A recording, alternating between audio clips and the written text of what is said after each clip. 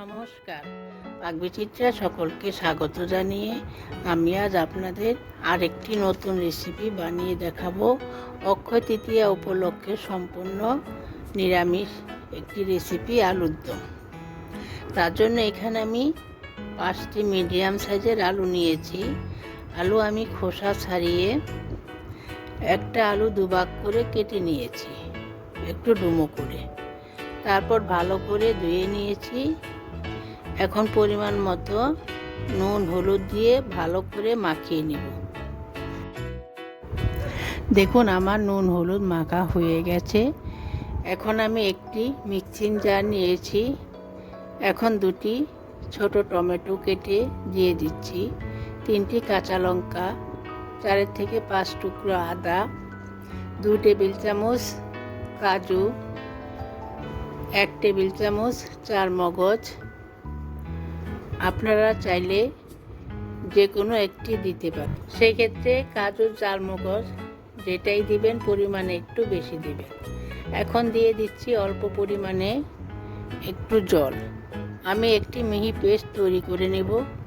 দেখুন আমার পেস্ট তৈরি হয়ে গেছে।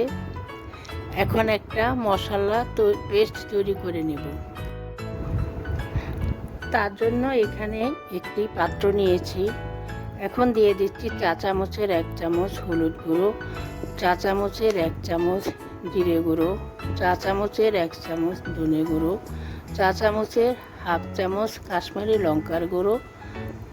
এটা সম্পূর্ণ অপশনাল, আমি কালারের জন্য দিয়েছি, আপনারা চাইলে দিতেও পারেন আবার নাও পারেন। চা চামচের 1 চামচ নুন, অল্প পরিমাণে জল দিয়ে ভালো করে ফেটিয়ে নেব। দেখুন আমার মশলা পেস্ট তৈরি হয়ে গেছে। এখানে 4 টেবিল চামচ টক দই নিয়েছি। এখন দিয়ে দিচ্ছি চা চামচের হাফ চামচ চিনি। আমি 3 ধাপে মশলা তৈরি করে নিয়েছি। এইভাবে মশলা তৈরি করে নিলে রান্না করতে সুবিধা হয়।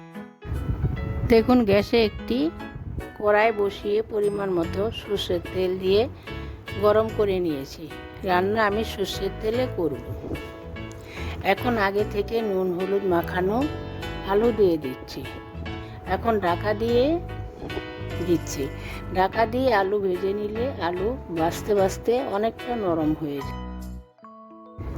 এ সময় গ্যাস আমি লো টু মিডিয়ামে রেখেছি। দেখুন আমার আলু ভাজা হয়ে গেছে। আমি একটু লাল লাল করে ভেজে নিয়েছি। এখন তুলে নিচ্ছি। আলু ভাজার তেলে আমি রান্নাটা করব। এখনও ফোড়নে দিয়ে দিব 2টি তেজপাতা, চা চামচের হাফ চামচ সাদা গোটা জিরে। এখন আমি ফোড়ন ভেজে নেব যতক্ষণ ফোড়ন থেকে সুগন্ধ না বেরোচ্ছে। দেখুন আমার ফোড়ন ভাজা হয়ে গেছে, একটা সুন্দর গন্ধ বেরোতে শুরু করেছে।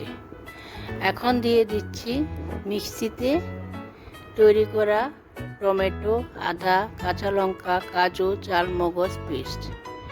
এখন গ্যাস লোতে রেখে 3 মিনিট কষিয়ে নেব। দেখুন আমার 3 মিনিট হয়ে গেছে।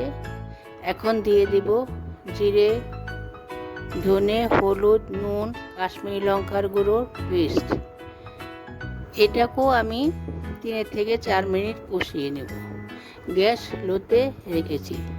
দেখুন আমার কষানো হয়ে গেছে। এখন দইয়ের মিশ্রণ দিয়ে দিব। আমি এখানে চিনি অ্যাড করেছি, যেহেতু আমি টমেটো টক দই দিয়েছি স্বাদটাকে একটু ব্যালেন্স করার জন্য। এখন কষিয়ে নেব আরও 3 থেকে 4 মিনিট। গ্যাস আমি লোতে রেখে মশলা কষিয়ে নিয়েছি। দেখুন আমার মশলা কষানো হয়ে গেছে, তেল ছাড়তে শুরু করেছে। এখন দিয়ে দিচ্ছি আগে থেকে ভেজে রাখা আলু।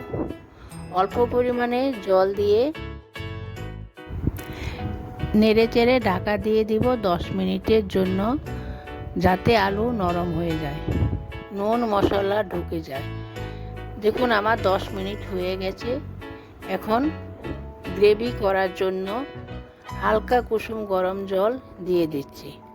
গরম জল দিয়ে আলু তাড়াতাড়ি নরম হয়ে যায়। ঢাকা দিয়ে কিছুক্ষণ রান্না করে নেব। দেখুন আমার রান্না হয়ে গেছে।